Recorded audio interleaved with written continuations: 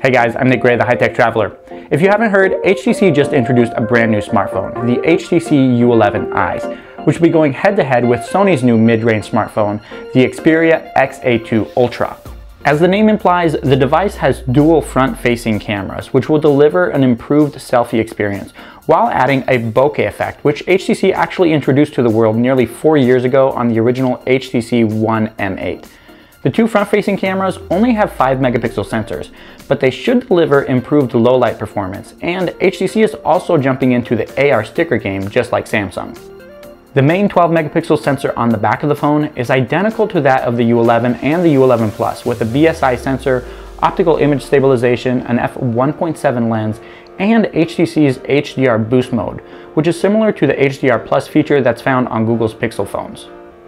When it comes to design, the U11 EYEs is pretty much a carbon copy of the U11 Plus. It has a fingerprint sensor on the back, a 6-inch 18:9 aspect ratio on the front, and also the same liquid surface metal and glass design for the whole body. But keep in mind that this is a mid-range device, so that screen is only 1080p and the processor inside the phone is a Qualcomm Snapdragon 652. That being said, you still get 4 GB of RAM and 64 GB of storage, and there's also a microSD slot that can support cards up to 2 TB.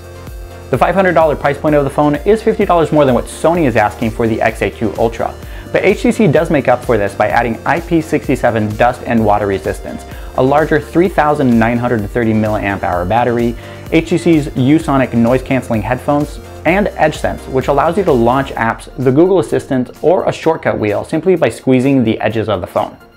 So what's your take on HTC's new mid-range smartphone? Do you think it's good enough to go head-to-head against Sony's new selfie-centric XA2 Ultra? Let me know in the comments. If you enjoyed this video, don't forget to give it a thumbs up, and please hit that subscribe button as well. Thank you guys so much for watching, and I'll catch you in the next one.